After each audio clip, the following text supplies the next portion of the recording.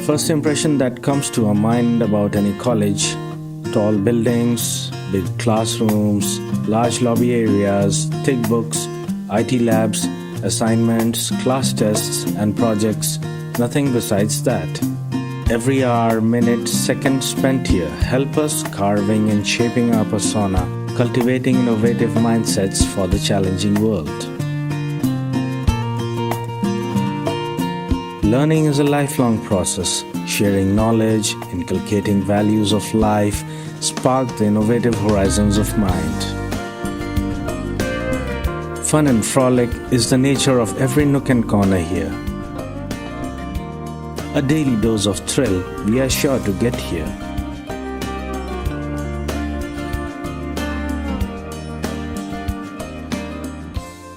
Good afternoon, everyone.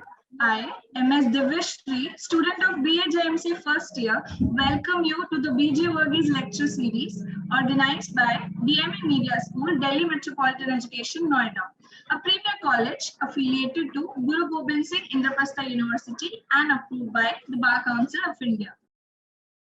BJ Varghese lecture series organized in the memory of Mr. Boogli George Varghese, a senior journalist and a winner of prestigious Ramon Magsaysay Award for outstanding contribution to journalism, create much needed industry academia interface and provide students with the opportunities to interact with the who's who of media. These lectures also abreast the students with the latest trends and developments in media. I would like to invite Dr. Ambrish Saxena, Dean DME Media School, to give his opening remarks. Thank you, Divishri. This is an occasion, as Divishri has already told about this, when we get a chance to listen to some senior person from the media industry. Basically, we try to invite some such person who would have made a mark in journalism, but then over the years we have also tried to diversify and to include even those people who are making some mark or who are doing some substantial work in allied fields, be it PR, be it advertising and all, because the whole BJAMC program is such a wherein different syllabus, different papers are there in the syllabus in different semesters. So we combine that all to have the overall grooming, overall training of the students. So we have invited many eminent journalists as part of this program, as part of this lecture series, and we are lucky that today we have Mr. Rahul Sinha with us, who has a very long experience in journalism. And not only that he has such a long experience, but that he has been a versatile personality in journalism, who has been not only remained confined to news bulletins or the hardcore news stories, but he, at the same time, he has been associated with the other part of journalism, which is more soft story based, or which is more program based. And he has done number of series on different subjects, ranging from something on the Ganges and all, and in many parts he have been doing all such kind of programs. So he has a deep understanding and knowledge of different aspects of Indian society, and that gives him a vision and an understanding wherein even if he is handling the hardcore journalism, the hardcore news, he is doing justice to that, and he is trying to produce those kind of bulletins, those kind of news items which with the common people can straight relate to. So I will not take much time because we have assembled here to listen to Mr. Rahul Sinha. So with this, I finish. Thank you all. Thank you, sir, for briefing us and enlightening us on the subject.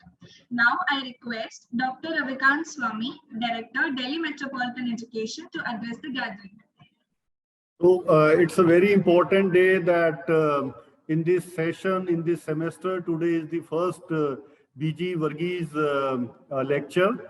और राहुल सिन्हा जी के बारे में मैं क्या कहूँ, जी news और आपका जो नाता रहा है, तो you have been synonymous with Z News, and the kind of news items you have done, I have personally I have loved them a lot. So I welcome Rahul ji, and I welcome all the audience to this first session of BG Varghese lecture. Thank you. Thank you, sir. Today, we have Mr. Rahul Sinha, who is one of the finest television journalists and anchors in India. A senior journalist who has made a new beginning after a 18-year-long innings in Zee News. Joined the Hindi news channel TV9 Bharatvarsh as an editor in 2020. Originally from Moradabad, Uttar Pradesh, Mr. Rahul Sinha has more than 22 years of experience of working in the field of journalism. He started his career in journalism with Veer Arjun newspaper in Moradabad. However, after working here for a short time, he turned to the world of TV and joined Gen TV. After 4 years in Gen TV, he began his new journey with Sahara Samay. After working here for some time, he made his new debut with Zee News in the year 2002 and was serving his responsibility there for almost 18 years. Today, Mr. Sinha is going to speak on the topic Journalism Redefined 2021. The session will be followed by question and answers moderated by Dr. Manasvi Maheshwari, Associate Professor, DME Media School. I also request the audience to pose their questions in the chat box. I now hand it over to Mr. Sinha to begin the session. Thank you Amrish sir, बहुत बहुत शुक्रिया आपका कि आज आपने ये बात करने का, संवाद करने का मौका दिया, और खास तौर से उन स्टूडेंट्स के साथ जो कि अब कुछ दिनों में फिर से फील्ड में होंगे और हम लोगों के साथ में होंगे। उन लोगों के साथ बात करने में बहुत कुछ मजा आता है, बहुत कुछ सीखने को मिलता है। सीखने को हमेशा इस वजह से मिलता है, जो उनके सवाल होते हैं वो हमें हमेशा ये बताते हैं कि अभी हम क्या चीज लैग कर रहे हैं, क्या चीज अभी हमारी छूट रही है, क्या चीज अभी हमें और बेहतर करनी चाहिए। तो इस सेशन में आकर के मुझे लगता है मुझे फिर से बहुत कुछ सीखने को मिलेगा, लेकिन सबसे इम्पोर्टेंट पार्ट ये है कि अभी के वक्त में जो चेंजेस आए हैं खास तौर से वो बहुत ज्यादा इम्पोर्टेंट हो जाते हैं। कोविड के दौरान जिस तरीके की सिचुएशंस इस वक्त हम फेस कर रहे हैं खास तौर से मीडिया इंडस्ट्री में, उसने कई तरीके के चेंजेस करने के लिए हमको मजबूर भी किया, और वो हमारी धीरे धीरे जरूरत भी बनती चली गई है। हम लोगों ने बहुत सारी ऐसी चीजें कभी सोची नहीं थी कि कोविड टाइम पर हमको इस तरीके से भी काम करना पड़ सकता है, या टीवी इंडस्ट्री में भी कभी ऐसा काम करना पड़ सकता है। हमने कभी नहीं सोचा था कि एक जर्नलिस्ट, एक टीवी जर्नलिस्ट कभी वर्क फ्रॉम होम जैसा काम कर सकता है, लेकिन वो काम भी यहाँ पर देखने को मिला। तो अब पिछले 1 से 1.5 साल में हमें इस तरीके की चीजें अब हमारे रूटीन में शामिल हो चुकी हैं, क्योंकि कोविड 2 बार भयानक स्थिति देश में दिखा चुका है। टेलीविजन में बहुत सारे चेंजेस आए। मैं टीवी की बात करूंगा आपसे, क्योंकि इतने साल में मैंने टीवी के साथ ही काम करता रहा हूँ। अखबार का अनुभव बहुत कम है और बहुत शुरुआती दौर का है वो। लेकिन अभी जिस तरीके से टेलीविजन मैंने पिछले कम से कम 20-21 साल निकाले, और ये जो 2 साल निकाले, इसमें बहुत अंतर आ गया है टेलीविजन के अंदर। टेक्नोलॉजी वाइज भी कह लीजिए, एडिटोरियल वाइज भी कह लीजिए, काम करने के तरीकों में आप कह लीजिए। अब हम जब सोचते हैं तो हम इस पॉइंट के साथ सोचते हैं कि खबर भी सोचनी होती है, और हमें ये भी सोचना होता है कि हमें में रखते हुए काम करना है। एक और बड़ी दिलचस्प चीज हमारे इंडस्ट्री में डिस्कस होती है, खासतौर से हमारे न्यूज रूम में डिस्कस होती है, कि हम पिछले 2 साल से टेलीविजन को कहा जाता है कि ऑडियो विजुअल मीडियम है, और आप जो भी खबर करते हैं उसमें एक ये पार्ट तो सबसे इम्पोर्टेंट होता ही होता है। लेकिन पिछले 2 साल से हम लोग ऐसी खबर को कवर कर रहे हैं जिसका नाम कोरोना वायरस है, जिसकी ना कोई ऑडियो है ना कोई वीडियो है, लेकिन हम उसको दिन रात लगातार दिखा रहे हैं। तो इस पूरे सिनेरियो ने हमें बहुत कुछ चीजें सिखाई हैं। इसने हमें सिखाया है कि कैसे घर पर रह करके भी एक न्यूज चैनल को बिल्कुल उसी तरीके से चलाया जा सकता है जैसा कि हम कभी सोच भी नहीं सकते थे, कल्पना भी नहीं कर सकते थे। इसने हमें सिखाया है कि कैसे वो बहुत सारी टेक्नोलॉजी जिस पर हम सोचते थे कि जहां हम OB वैन, लाइव व्यू या तमाम चीजें भेजे बिना हो नहीं पाएगा, जहां सिस्टम्स काम नहीं कर पाएंगे, वो तमाम तरीके की चीजें एकदम से बदलनी शुरू हो गई। अब स्थिति ये है कि हम टेक्नोलॉजी पे इतने डिपेंड हो चुके हैं, तो हमारी जो OB वैन्स और लाइव व्यू सिस्टम्स हैं वो पुराने हमें लगने लगे हैं, क्योंकि अब सारी चीजें इसी तरीके से जूम पर होने लगी हैं। गूगल पर हम लोग गेस्ट को अपना लाइनअप करना शुरू कर चुके हैं। स्टोरीज अब हम लोगों की जो एडिटोरियल मीटिंग है, जो कभी मस्ट है कि आपको ऑफिस के अंदर रहते हुए ही करनी है, जिसमें एडिटर से लेके तमाम रिपोर्टर्स और तमाम लोग मौजूद रहते, वो तमाम चीजें भी धीरे धीरे चेंज होनी शुरू हुई। और उसके बाद में अब ये वो सब जूम कॉल पर आ चुका है। तो चेंजेस बहुत ज्यादा पिछले 1-1.5 साल में देखने को मिले। मैं चाहूंगा भी कि आप लोगों के आज जो सवाल जवाब, क्योंकि आपके लिए जो चैलेंजेस, खासतौर से जो लोग अपनी फील्ड में आने वाले हैं, उन लोगों के लिए सबसे बड़े चैलेंजेस यही हैं कि वो जो ट्रेडिशनल जर्नलिज्म थी टेलीविजन की, वो अब चेंज होगी, क्योंकि कोविड ने काम करने के तरीके को बहुत हद तक बदल दिया है। तो आप लोग जब आप आए फील्ड में, जब आप प्रोफेशनल लाइफ में एंटर करेंगे जर्नलिज्म की, तो आपको अपने को उस तरीके से भी तैयार करना होगा। मेरे लिहाज से, मतलब मुझे जो चीजें लगती हैं वो मैं आपके सामने ये शेयर करता हुआ चल रहा हूँ। बस मैं चाहूंगा कि अब आप लोग सवाल जवाब जरूर करते चलें, क्योंकि मुझे लगता है उसमें बहुत सारी चीजें निकल कर सामने आती है, तो और बेहतर तरीके से हम लोग बात कर पाए। तो सर, बहुत इम्पोर्टेंट पार्ट है। एक्चुअली क्या है कि जर्नलिज्म पे जब हम लोग बात करते हैं, तो खास तौर से मैं टीवी जर्नलिज्म की बात करूंगा, तो आपको यहाँ मैं बार बार जब भी जहाँ जाता हूँ ये बात सबको बोलता हूँ कि जब आप टीवी जर्नलिस्ट बनने की बात सोच रहे हैं, तो आपको एक फिल्म डायरेक्टर की तरह सोचना शुरू करना पड़ेगा, एक फिल्म प्रोड्यूसर की तरह सोचना शुरू करना पड़ेगा। आपके पास में मैं दो लोगों के एग्जांपल देता हूँ कि एक तो आपको बिल्कुल प्रकाश झा की सोच रखनी पड़ेगी, जो एक बहुत सामाजिक मुद्दे उठाते हैं, बहुत गंभीरता के साथ उठाते हैं। और दूसरा, आपको डेविड धवन की तरह भी सोचना पड़ेगा। डेविड धवन की तरह आपको इसलिए सोचना पड़ेगा क्योंकि जो चीज आप दिखा रहे हैं वो आपको लोग देखें भी। ऐसा ना हो कि वो इतने बोरिंग हो जाएं, वो इस तरीके से इतने बोझिल हो जाएं जिसको लोग ना देख पाएं। दूसरा, आपको प्रकाश झा और डेविड धवन से भी ज्यादा मजबूत डायरेक्टर सोच बनानी पड़ेगी, क्योंकि उनके पास 2.5 घंटे का समय होता है और आपके पास 2.5 मिनट का वक्त होता है। तो आपकी क्रिएटिविटी 2.5 मिनट में आ जानी चाहिए, वो क्रिएटिविटी जो 2.5 घंटे में आती है। तो टीवी के साथ सबसे इंपॉर्टेंट पार्ट ये है कि आपका जर्नलिस्टिक सेंस होना चाहिए, आपकी क्रिएटिविटी इंपॉर्टेंट, सबसे महत्वपूर्ण हो जाती है, आपका प्रेजेंटेशन सबसे ज्यादा महत्वपूर्ण हो जाता है। जब आप टीवी में जा रहे हैं तो आप ये सोचिए कि एक क्रिएटिव जर्नलिस्ट की तरह आप कैसे काम करेंगे। तो जो मैंने काम करना शुरू किया टीवी में, मैंने अपनी थीम यही रखी, जर्नलिज्म बेसिक है, आपको पता होना चाहिए कि आपका न्यूज सेंस होना चाहिए, आपके पास जानकारी होनी चाहिए, आपकी पढ़ाई लिखाई मजबूत होनी चाहिए, कुछ खास विषयों में आपका स्पेशलाइजेशन मस्ट है, जिसमें आपको ये महसूस हो कि नहीं, यहाँ तो हम बहुत कंफर्टेबल हैं। लेकिन उस सब के साथ साथ आपको ये भी पता होना चाहिए कि जो मैं दिखा रहा हूँ या जो मैं दिखाना चाहती हूँ वो लोग देखेंगे तो कैसे देखेंगे। तो जो सर आपने मुझसे पूछा, मैंने शुरुआत जो की वो अमूमन इसी तरीके की खबरों के साथ शुरुआत की कि लोग उसको देखें, उस इंटरेस्ट के साथ देखें।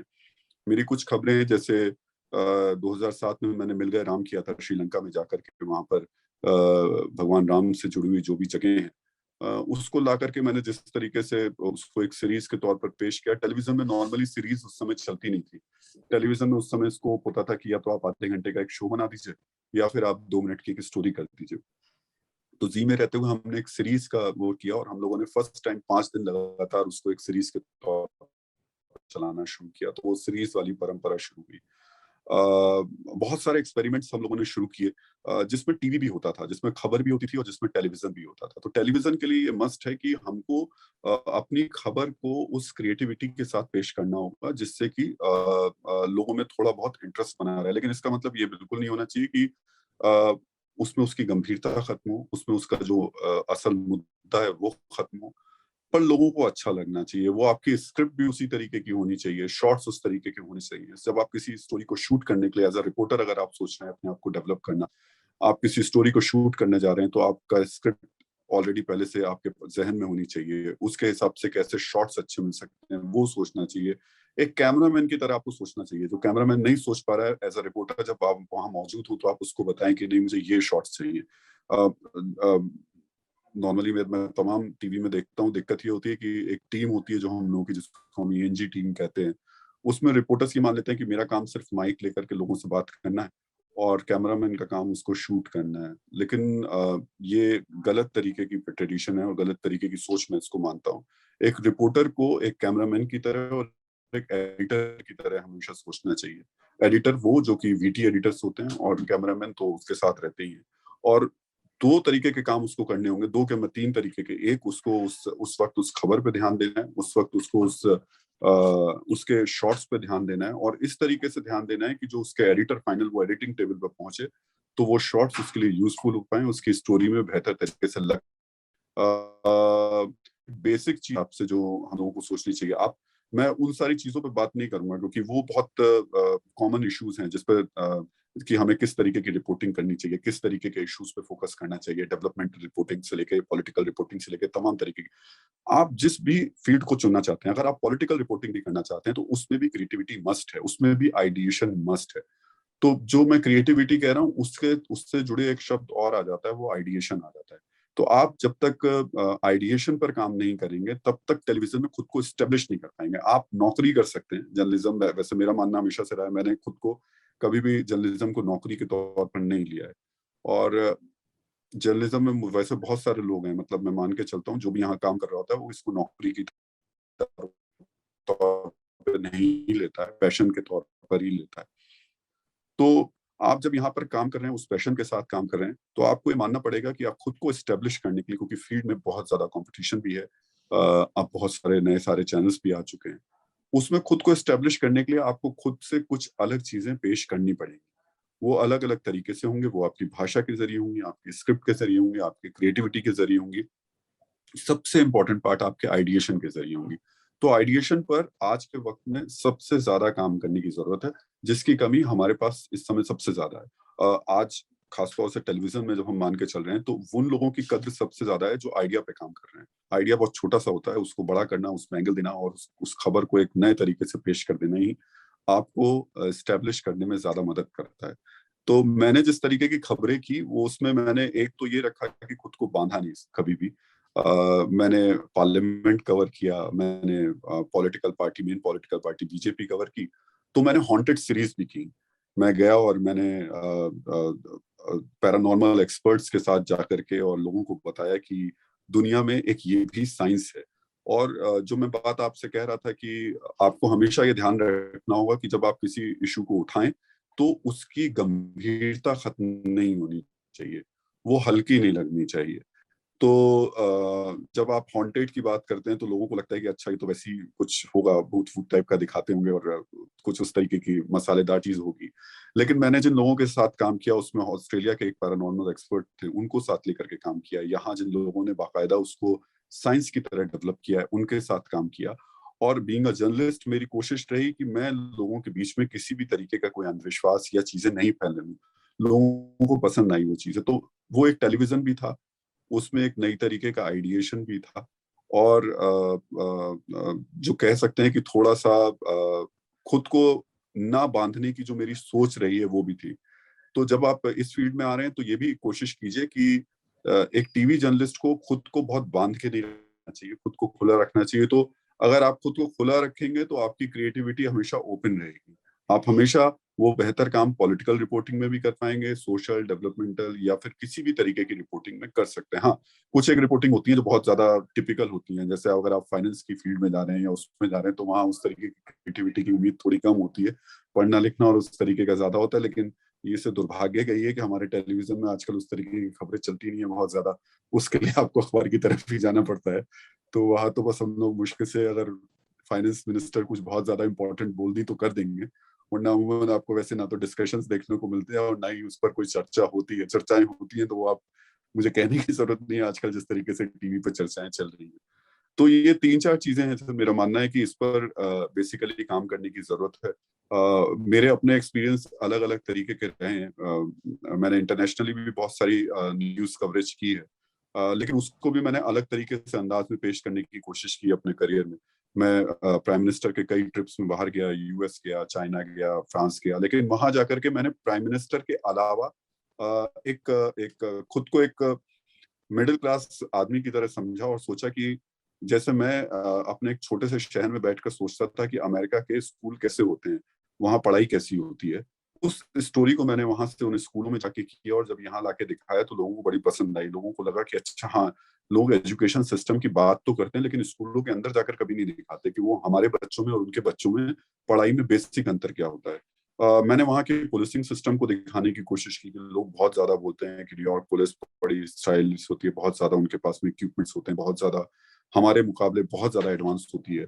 मैंने वहां जाकर के भी उनको देखने और समझने की कोशिश की। अच्छा ये हुआ कि यहाँ एक वेस्ट बंगाल के सेकई साहब थे, वो वहां पर पुलिस कमिश्नर थे, तो मुझे एक बड़ा अच्छा फायदा मिल गया था। मैं न्यूयॉर्क में उनके साथ और वहाँ की पुलिसिंग सिस्टम को दिखाया और यहाँ आकर के मैं अपने बिहार में छपरा में गया और वहाँ के अपने पुलिसिंग सिस्टम को दोनों को कंपेयर करके दिखाया कि वहाँ वो जिस एडवांस टेक्नोलॉजी और सिस्टम के साथ में काम कर रहे थे और यहाँ आज भी हमारे पास किन बेसिक चीजों की कमी है, तो उसको जोड़कर दिखाने की कोशिश की। तो मेरा कहने का मतलब ये है कि जब हम बाहर जा रहे हैं तो अमूमन बहुत सारी चीजें हमारी रूटीन में होती हैं। हम ये तय कर लेते हैं कि अच्छा अब हम चूंकि हम एक पॉलिटिकल रिपोर्टर हो चुके हैं, चूंकि हम एक ऐसी चीज कर रहे हैं, तो ये सारी चीजें कहीं बैठेंगी नहीं। लेकिन वो पॉलिटिकल रिपोर्टिंग्स कहीं बहुत पीछे छूट जाती हैं, वो सारे इवेंट्स कहीं बहुत सारे पीछे छूट जाते हैं अगर आप इस आइडिएशन के साथ काम करते हैं।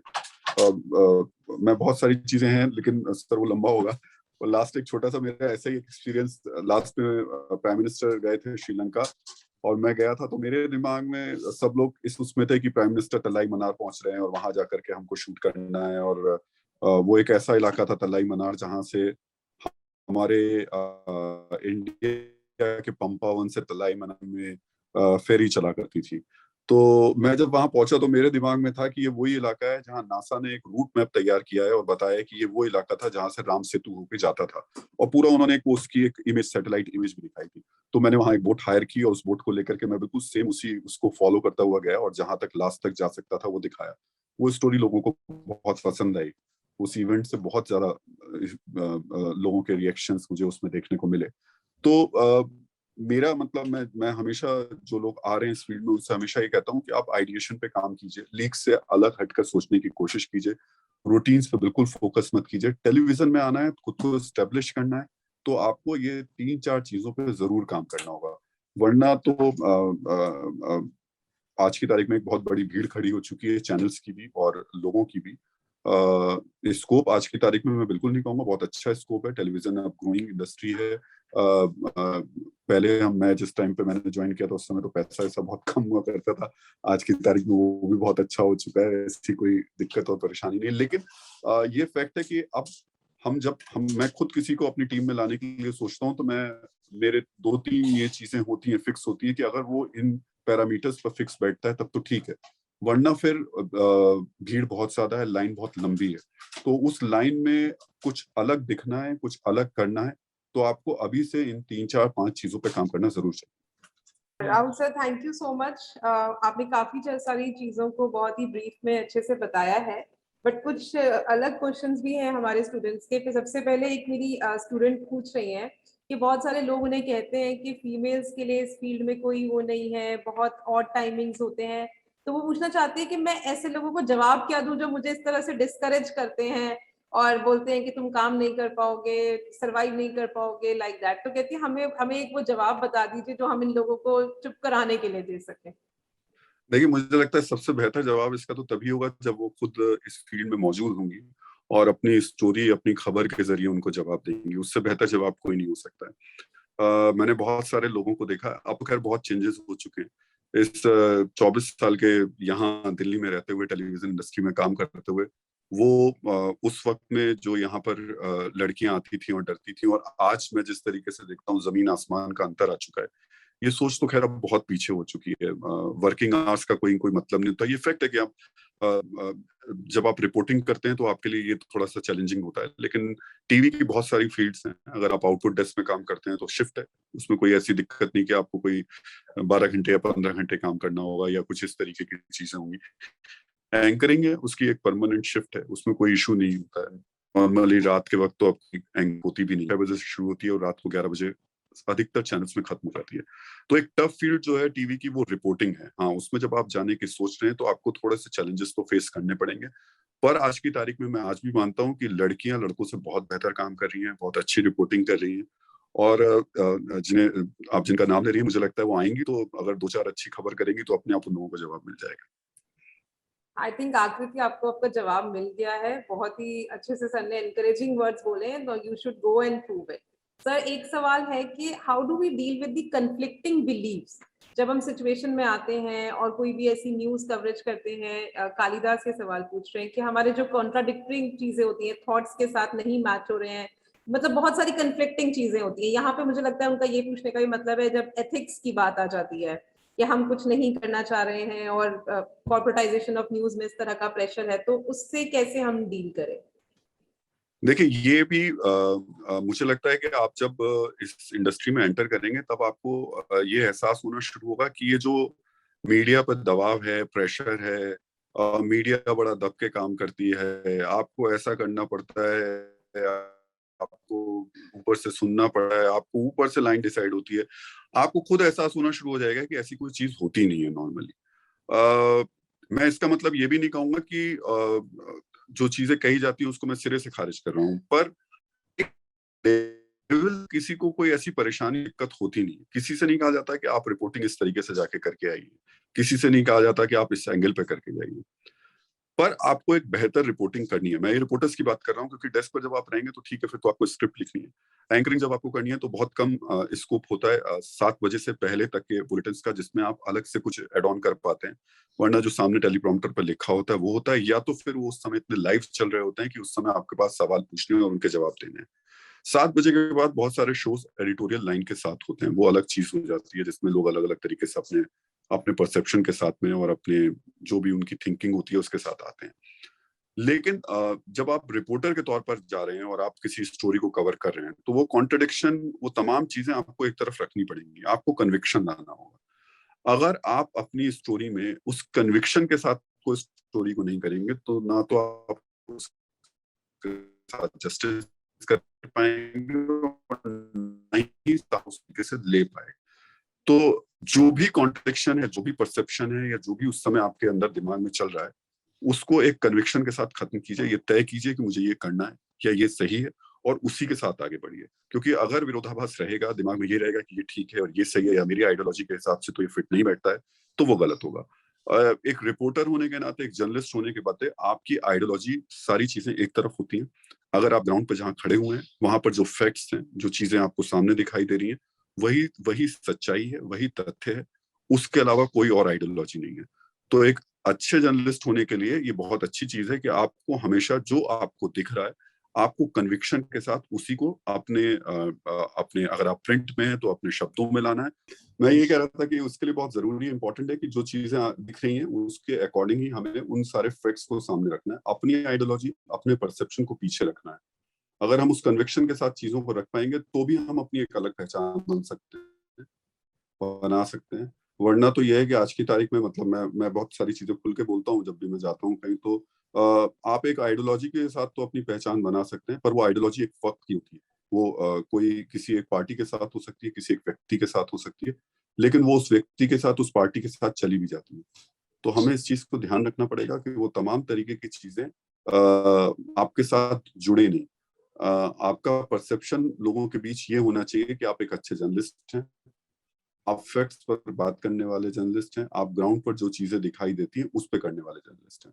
जैसे मैं जब जी में काम करता था, मैं एक छोटा सा बस एग्जांपल दूंगा। मैं जी को लेकर के लोगों के दिमाग में परसेप्शन थोड़ा सा दूसरे तरीके का रहता था। उस बीच में मैं कश्मीर गया और कश्मीर में जाकर के मैंने गुरेज से एक रिपोर्टिंग की थी, और वहां पर एक अब्दुल्ला साहब थे, उन्होंने भारत माता की जय के नारे लगाए, बताए, और मैंने उसको लाके यहाँ पे दिखाया। वो एक बड़ा अलग तरीके का एक्सपीरियंस था। लोग सोच नहीं सकते थे कश्मीर में, वो भी नीलम वैली के नीचे, यानी पीओके के नीचे बैठा हुआ कश्मीरी भारत माता की जय के नारे लगा सकता है। ये बात मैं आपको 2016 की बता रहा हूँ, तब जबकि बुरहान वानी का केस हुआ था उससे पहले, और पूरे कश्मीर में बहुत ज्यादा खराब हालत थे, बहुत सेंटिमेंट्स लोगों के खराब थे उस समय। तो उसको यहाँ के लोगों ने बड़े दूसरे तरीके से लिया। मुझे यहाँ कुछ लोग मिले, में गेस्ट बनकर आए थे, जामा मस्जिद से एक मौलवी साहब थे। उन्होंने, मैं ऊपर जा रहा था अपने ऑफिस के, और वो मुझे रास्ते में मिला और उन्होंने मुझे गले लगा लिया और बोले कि राहुल भाई, हम लोगों को लगता था कि मुस्लिम्स को लेकर के बड़ी अलग तरीके की इमेज डेवलप की जाती है यहाँ पर, और आपने तो कश्मीर के मुसलमान को जो राष्ट्रभक्त दिखाया और राष्ट्रवादी दिखाया, वो एक बड़ा अलग तरीके के सेंटिमेंट्स के साथ गया। तो मैं ये कह रहा हूँ कि आपको हमेशा ये ध्यान रखना पड़ेगा कि जो चीज आप देख रहे हैं, जो आपको दिख रही है, वही आपको लोगों के सामने लेकर आनी है। जो परसेप्शन, जो आइडियोलॉजी किसी की भी हो, उसमें खुद को नहीं बहाना है। जी सर। सर, एक इम्पोर्टेंट बात जो आप बार बार बता रहे हैं कि एक अपना एक अलग यूनिक आइडिया के साथ हमें आगे बढ़ना चाहिए, वही हमें डिस्टिंक्ट आइडेंटिटी बनाएगा और हम कुछ डिफरेंट कर पाएंगे। तो ये तो काफी लोगों का पूछना भी है कि वो आइडिया डिस्टिंक्ट बनाने के लिए उन लोगों को कैसे मेहनत करनी चाहिए, कहाँ से शुरू करना चाहिए, हाउ डू दे, मतलब वो उस चीज को अपने अंदर डेवलप करने के लिए क्या करें कि वो एक अलग तरीके की सोच, अलग तरीके के आइडियाज, क्रिएटिविटी को कैसे एनहांस कर सके। देखिए, जब मैंने टीवी में शुरुआत की थी तब मैं हमेशा देखता था कि जो स्टोरी आ रही होती थी उससे बेहतर मैं क्या कर सकता हूँ, उससे बेहतर तरीके से मैं उसको कैसे प्रेजेंट कर सकता हूँ, कैसे उसके अंदर कुछ ऐसे शब्द डाल सकता हूँ जो लोगों को अच्छे लगे, कैसे जब मैं 30 सेकंड के लिए पीटीसी के तौर पर मेरी शक्ल आए तो लोग मेरे वेट करें, इंतजार करें कि अच्छा हाँ ये लास्ट में जो बोलेगा वो तो जरूर कुछ अच्छा बोलेगा, वो जरूर सुनना चाहिए। तो टेलीविजन में जब आप जा रहे हैं तो आपको इन 2-3 चीजों पे ध्यान रखना पड़ेगा। आपको अपनी भाषा पे ध्यान रखना पड़ेगा। आपकी भाषा, उसके शब्द बहुत अच्छे होने चाहिए, जिसको आप अभी से अगर तैयारी करना शुरू करेंगे तो अच्छा होगा। आप न्यूज़ देखिए, न्यूज़ देखने के बाद शुरू कीजिए कि ये न्यूज़ अगर मैं करता तो किस तरीके से कर सकता था, कैसे उसे बेहतर तरीके से कर सकता था। हम लोगों के दौर में, मतलब जब मैं रिपोर्टिंग कर रहा था उस समय रवीश कुमार रिपोर्टिंग करते थे, उस समय कमाल खान की रिपोर्टिंग होती थी। तो बड़े चैलेंजिंग रहते थे, मतलब मैं देखता था उनको भी और मेरी कोशिश रहती थी। कई ऐसे जगह थी जहाँ रवीश भी जाते थे और मैं भी जाता था, तो मेरी कोशिश होती थी कि मैं अपनी रिपोर्ट कैसे अच्छे तरीके से कर पाऊँ। चूंकि इनका एनडीटीवी के हिसाब से ऐसा है तो जी पे मेरी चले तो मेरी भी, चूंकि हम सेम तरीके की रिपोर्टिंग करने आए, उसी तरीके से वो रहते थे, फ्लेवर के साथ रहते थे, तो कुछ अलग होना चाहिए, डिफरेंट होना चाहिए। तो आपको ये डिसाइड करना पड़ेगा। टीवी में कुछ लोग हैं जो अच्छा काम कर रहे हैं, उनको देखिए, लेकिन उनके काम से प्रभावित मत।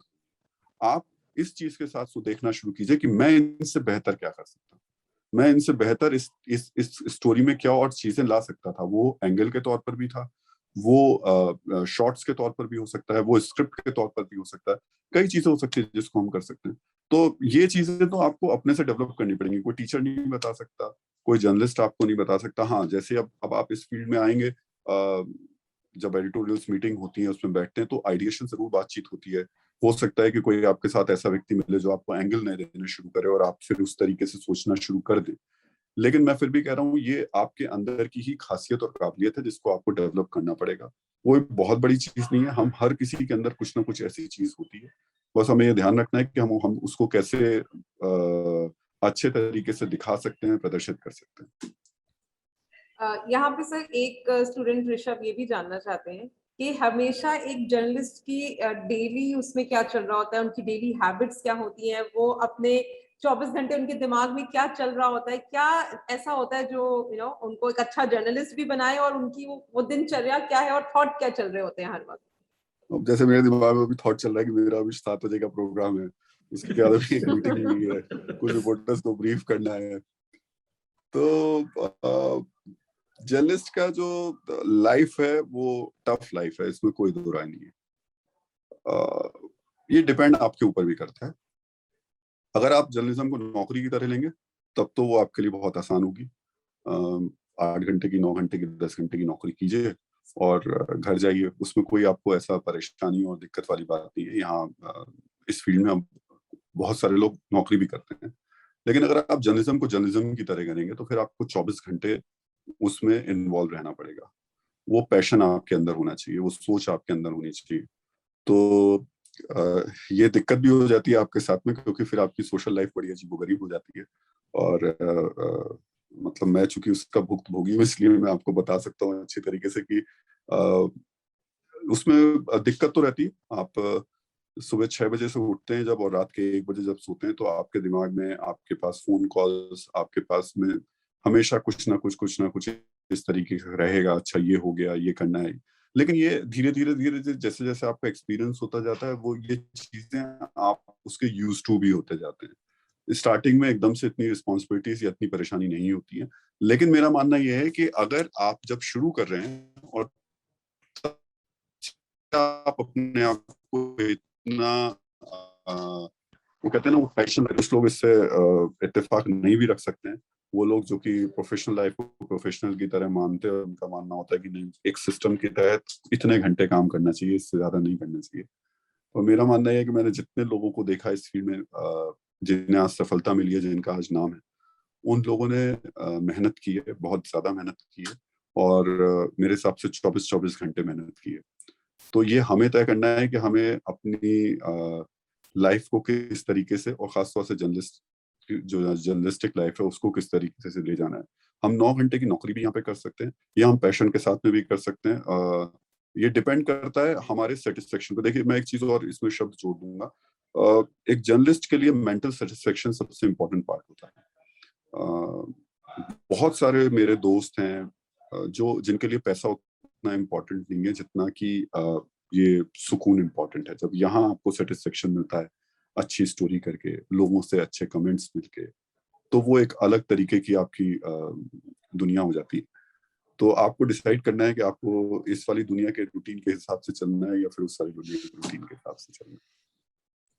सर, आपने ये बात बिल्कुल ठीक बोली कि अच्छा काम कर रहे हैं, लेकिन अब एक सवाल यहाँ पे है कि सोशल मीडिया पे क्रिटिसिज्म तो हर तरह के जर्नलिस्ट को भी झेलना पड़ रहा है। हर कोई उनको क्रिटिसाइज करता है, कुछ भी कोई भी अगर प्रो लिखे तो भी प्रॉब्लम है, एंटी चले तो भी प्रॉब्लम है। उस प्रेशर और उस चीज को आप कैसे डील करते हैं, या आप कोई टिप्स देंगे कि जब कोई अच्छा काम कर रहा है या कुछ भी अपने तरीके से अपनी सेटिस्फेक्शन लेवल पे कर रहा है, बट क्रिटिसिज्म आ रहा है क्योंकि पब्लिक प्लेटफॉर्म्स पे लोग कुछ भी लिख रहे हैं, तो क्या वो इफेक्ट करता है, और अगर करता है तो आप क्या बताएंगे उसके बारे में, कैसे डील करना चाहिए? सोशल मीडिया को सोशल मीडिया की तरह लेना चाहिए, और ये सोच के लेना चाहिए कि हम जैसे अपने अड़ोस पड़ोस में हमारे जो लोग रहते हैं, और सबकी अपनी अपनी राय होती है। कुछ अच्छी राय रखते हैं, कुछ खराब राय रखते हैं, कुछ अच्छे से बात करते हैं, कुछ खराब से बात करते हैं। आपको निर्भर करना है, डिपेंड करना है कि आपको अच्छे लोगों की ज्यादा सुननी है या खराब लोगों की ज्यादा सुननी है, उन पर ज्यादा ध्यान देना है।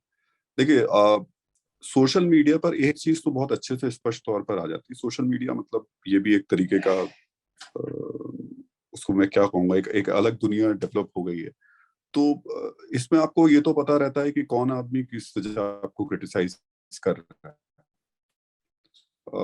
जेन्युइन तरीके से अगर क्रिटिसाइज कर रहा है तो उसको वाकई गंभीरता से लेना चाहिए, जिसको कि कम से कम मैं लेता हूँ। मैं जिस पुराने ऑर्गेनाइजेशन में काम करता था, वहाँ के जो सबसे सीनियर जर्नलिस्ट थे वो उसको बहुत गंभीरता के साथ लेते थे। हम तमाम लोग, जितने लोग हैं, वो जब जब किसी स्टोरी में हम फैक्चुअल एरर करते हैं, कुछ ऐसी गलती करते हैं जो कि नहीं होनी चाहिए थी, उस पर अगर क्रिटिसिज्म होता है तो उसको गंभीरता से लेना चाहिए। यानी जब आप तथ्यों पर गलती करें और तब आलोचना हो तो लीजिए, पर अगर परसेप्शन पे कोई आपकी आलोचना कर रहा है, आप जिस फैक्ट्स के साथ में सही बात रख रहे हैं और फिर उस सही बात पर कोई अगर आलोचना कर रहा है, तो फिर उसे ये मान के करना चाहिए कि ठीक है, सोशल मीडिया है, उनके भी अपने फॉलोअर्स हैं, आपके भी अपने फॉलोअर्स, छोड़ देना चाहिए। Thank you. एक और सवाल है, यहाँ पे जब यूनिक कंटेंट की आप बात करते हैं, आइडिएशन की बात करते हैं, तो यहाँ पे अनीशा जानना चाहती है कि सर, इसके चलते बहुत सारे लोग यूनिक के नाम पे कुछ भी दिखाते हैं जहाँ पे एथिकल नहीं होता, मॉरल वैल्यूज को भी नहीं ध्यान दिया जाता। इस सब चीजों से कैसे डील करें, कैसे टैकल करें कि यूनिक भी, मतलब इस तरह का प्रेशर है अब, और कहीं ना कहीं वो यूनिक के नाम पे कुछ भी दिखा रहे हैं, टीवी जर्नलिज्म में स्पेशली, तो इस पे इसमें कोई आप। दो राय नहीं है। इसमें कोई दो राय नहीं है कि यूनिक के नाम पर, आइडिएशन के नाम पर बहुत सारे ऐसे आइडिया भी आते हैं जो कि टेलीविजन पर नहीं आने चाहिए। मैं उसमें सबसे बड़ा तो मुझे आज के वक्त में वो डिबेट शोज लगते हैं जो कि 45 मिनट के और 1 घंटे के होते हैं, और जिसमें तमाम पूरी लड़ाई झगड़े में सारी कहानी निकल जाती है, और 1 घंटे में ये नहीं पता चलता कि जिस टॉपिक से शुरू हुआ था उसका एंड कंक्लूजन क्या निकला। लेकिन ये बड़े अफसोस की बात है, और टेलीविजन में इतने साल काम करने के बाद में, कि ये दो तरफा है। अगर टेलीविजन इसमें गलती कर रहे हैं तो प्रॉब्लम ये है कि इसको देखने वाला भी उतने ही इंटरेस्ट के साथ इसको देख रहा है। बहुत सारे ऐसे लोग थे जिन्होंने इस चीज को नहीं अपनाया, और उन्होंने कोशिश की कि जिस पैटर्न के साथ वो चल रहे हैं उसी पैटर्न के साथ चलें, चीखना चिल्लाना शोर ये सब ना रहे। लेकिन प्रॉब्लम ये हुई कि जब नंबर्स आने शुरू होते हैं और टीआरपी जब आनी शुरू होती है, तो फिर ये चीजें असर डालती हैं, ये इम्पैक्ट डालती हैं। लेकिन उस सब के बावजूद जरूरी नहीं कि हम गलत चीजों के साथ में, गलत आइडिएशन के साथ में, इस चीखने चिल्लाने के साथ ही टीआरपी ला सकते हैं।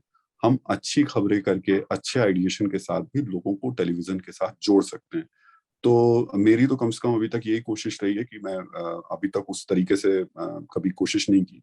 आइडिएशन पर मैंने हमेशा, जिस बात को मैं आपको बता रहा था कि अगर मैं प्राइम मिनिस्टर के साथ गया तो मैंने राम सेतु दिखाने की कोशिश की, बाहर गया तो पुलिसिंग सिस्टम दिखाने की कोशिश की, या 2007 में वो मिल गए राम किया, या मैंने प्रिंस को दिखाया। कुछ ऐसी चीजें दिखाई जो थोड़ा लीक से हटके थी, लेकिन उसमें कोई ऐसी कंटेंट नहीं था जो लोगों को परेशान करे, या जो लोगों को लगे कि ये बहुत मतलब ये टेलीविजन पर नहीं होना चाहिए था। तो ये हम लोग अच्छे तरीके से, बेहतर तरीके से सोच के प्रेजेंट कर सकते हैं, वो गंभीरता के साथ, संजीदगी के साथ लोगों को दिखा सकते हैं।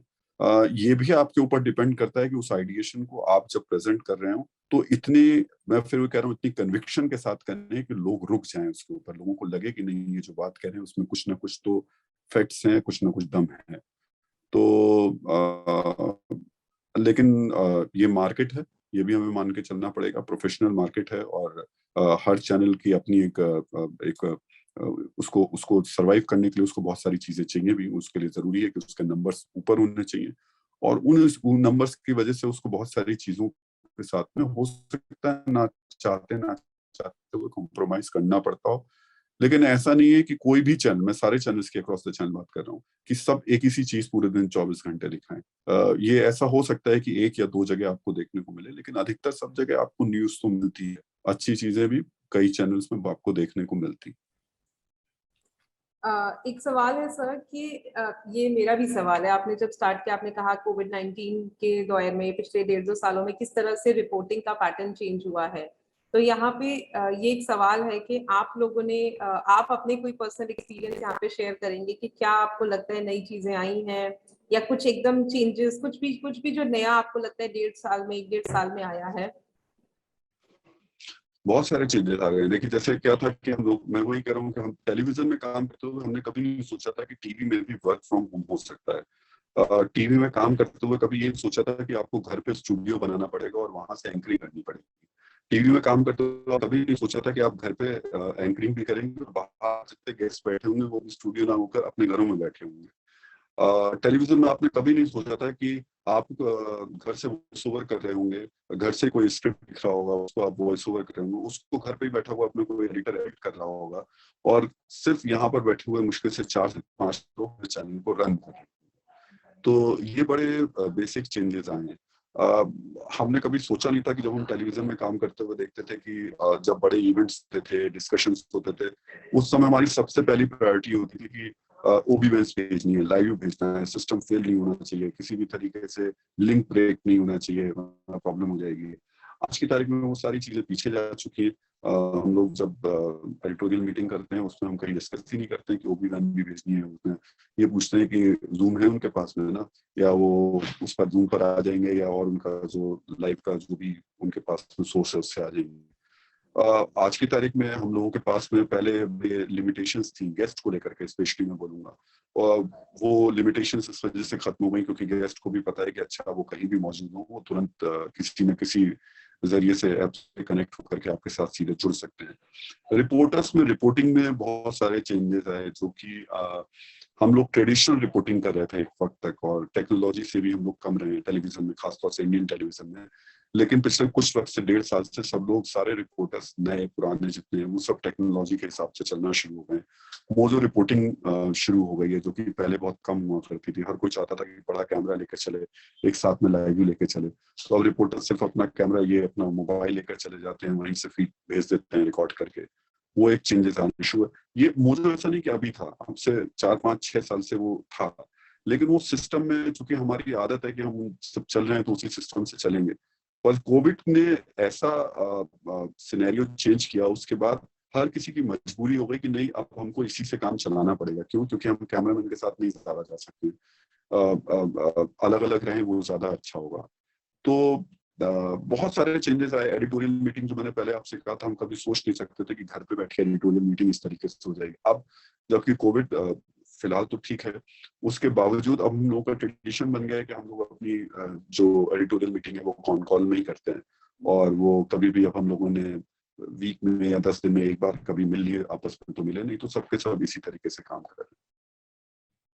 सर, एक आखिरी सवाल है। वो सवाल ये है कि कोविड में बहुत सारी इंडस्ट्रीज पे इफेक्ट आया फाइनेंशियली, तो जर्नलिज्म फील्ड में भी ऐसी बातें सुनने को आई कि लोगों को हटाया गया, रिट्रेंचमेंट हुआ। तो क्या इस बारे में आप कुछ बताएंगे, क्योंकि स्टूडेंट्स इस बारे में बहुत ज्यादा रहते हैं कि हम अब अगले 1 साल में 2 साल में वो लोग इंडस्ट्री में हैं, अभी नए बैचेस हर साल आ रहे हैं, कंपटीशन ऑलरेडी हाई है लाइक यू सेड, तो अभी इस तरह की चीजें हो रही हैं, तो अल्टीमेटली घूम के यही लगता है कि क्या ऑल्टरनेट मीडिया की तरफ, क्योंकि बहुत सारे वेब पोर्टल्स आ गए हैं जहाँ पे लोग अपना चैनल बना के और भी काम कर रहे हैं, तो क्या उस लेवल पे स्टार्ट करना ठीक रहता है, या फिर वो उनकी प्रोफाइल को वो करता है? अगर जॉब्स को लेके क्या मार्केट में सिचुएशन या फ्यूचर में क्या होना है या हो रहा है? देखिए, आप इसको इस तरीके से देखिए कि इस देश में हर साल लाखों इंजीनियर्स निकलते हैं, लाखों डॉक्टर्स निकलते हैं, एमबीए करे हुए लोग निकलते हैं, पर नौकरी कुछ ही लोगों को अच्छी नौकरी मिलती है। उसी तरीके से आप जर्नलिज्म में भी मान के चलिए कि बहुत सारे बच्चे निकलते हैं, पर कुछ ही लोगों को अच्छी नौकरी मिलती है। पर उसका भी एक मूल मंत्र ये है कि जो अच्छे लोग होते हैं उन्हीं को अच्छी नौकरी मिलती है। तो ये अब आपको खुद तय करना है कि आपको उस अच्छी वाली कैटेगरी में आना है। अगर आप उस अच्छी वाली कैटेगरी में आ गए तो फिर आपको किसी चिंता की जरूरत नहीं है, फिर नौकरी के लिए उतने तनाव लेने की जरूरत नहीं है। बहुत सारे मीडियम्स खुल चुके हैं, डिजिटल मीडियम बहुत ज़्यादा इस वक्त उसका स्कोप लगातार बढ़ता जा रहा है।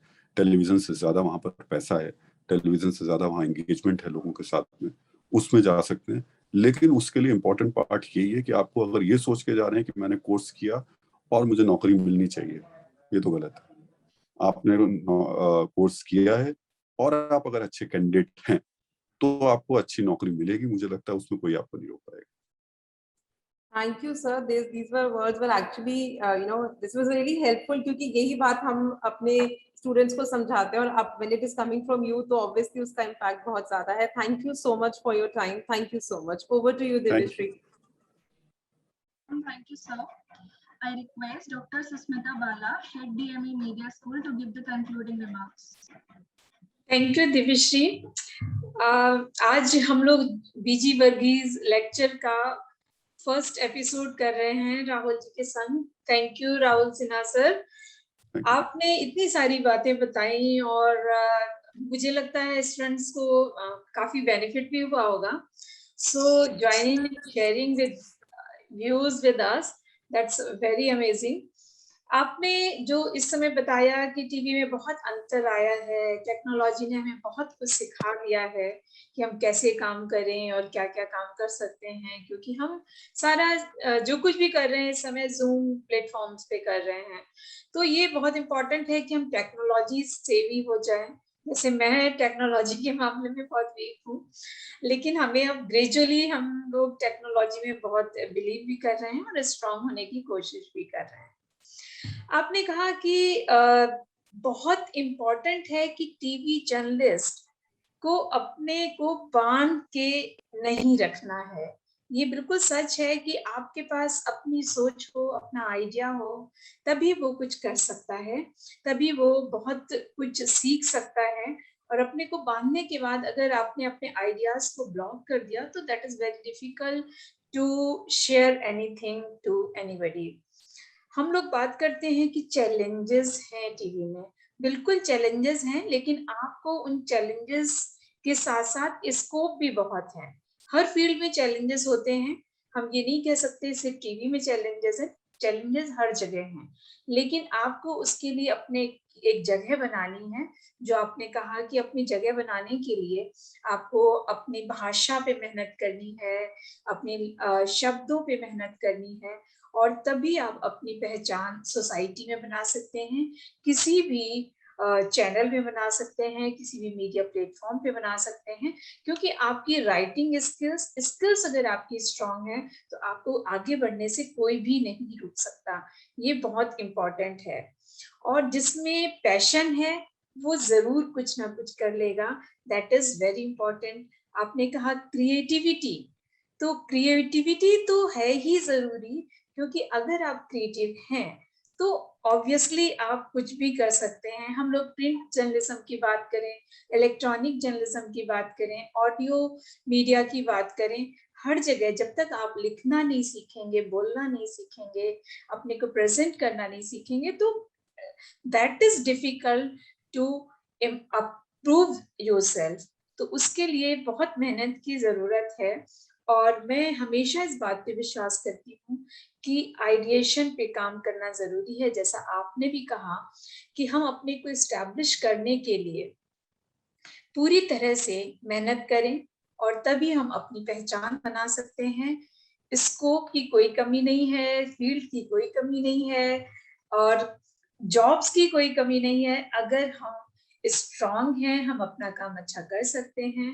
सो thank you Rahul ji, thanks to all of you who is present here. Thank you, ma'am. Now it's time to give the thanks note. Hence, I invite Dr. Teenam Bura, Assistant Professor, DME Media School, to deliver the vote of thanks. Thank you, Divyashri. Good afternoon, everyone. At the very outset, I would like to thank Mr. Rahul Sinha for making time out of his busy schedule to come here and encourage our students. And I'm sure our students have learned quite a bit from this 1-hour lecture today. It was quite interesting. Thank you so much, sir. I would like to thank the management of DME, Mr. Aman Sahni, the Vice Chairman of DME, Dr. Ravikant Swami, Director of DME. And I'd also like to thank Dr. Amrish Saxena, Dean, DME Media School, Dr. Sushmita Bala, Head, DME Media School, for giving all of us this opportunity to interact with you today and have this insightful session. I would like to thank Dr. Manasvi Maheshwari for wonderfully moderating the Q&A session. I would also like to thank my colleagues, Mr. Pramod Kumar Pandey, Mr. Yogesh Sharma, Mr. Sachin Nair for the technical support. And I'd like to thank all the students who have participated and asked very pertinent questions, which made the discussion all the way more interesting. And also thanks to Divyashri for wonderfully anchoring the session. Thank you. Thank you, everyone. Have a nice day. Thank you, ma'am. I would now bring an end to this lovely afternoon. Thank you, everyone. Have a nice day ahead. In DME, we believe in engagement and empowerment of students. And since the time this COVID-19 struck in 2020, we intensified this whole process. For the education sector, it was a big challenge. At DME, our small dynamic team decided to take this challenge head on. We organize different kind of programs, different webinars wherein the distinguished people from the industry and other walks of life, they are invited to interact with the students. We try to keep them engaged in taking out newsletter, writing stories, editing stories, and not only that, they make posters, they make cartoons, they write pieces for the newsletter. Mentoring Cell at DME is a very unique feature in the ecosystem of education. While the subject teachers forge the knowledge domain strongly, it is the mentors who reach out to students in difficult times. During pandemic, when our students faced loss of their loved ones, home isolation, and several other family issues, mentors ensured that students remain cheerful, lively, and stay connected with us. We have ensured that our students are treated with compassion, warmth, and gentle touch. And it has been our endeavor to treat all the academic activities of our students, which includes PSDA, internal assignment, and various other curricular activities accordingly. Research Cell also pays huge emphasis on interdisciplinary nature of research. In order to promote this, the research centers of the Research Cell were also motivated to join with each other and conduct research activities for students, faculties within DME and outside DME. While the strong academics and great industry connect is building great lawyers, media persons, and managers at DME, we at Mentoring Cell are enabling these future leaders to be compassionate, emotionally strong, and resilient for any times to come. We empower the students. All the schools of DME, they have their students' council. In DME Media School, this council is spark. They organize the program themselves, they take their own decisions, and they mobilize the students for all the good cause. Art has the power to unite and connect during the times of crisis, bringing people together, sharing, soothing and inspiring our powers of art, which have been made empathically obvious by the DME cultural societies during the COVID-19 pandemic. By taking different innovative approaches in organizing various virtual competitions and events in which the students of DME have taken part with great enthusiasm and proved that DMEians are unstoppable. Care with compassion is motto of DME. During Corona period, we were always with our students. Their well-being is primary for us. We take care of our students. We met the expectations of the students, of the parents, and above all of the industry. The placements this year were better than those of the previous years. DME is committed to supporting its students in all possible ways.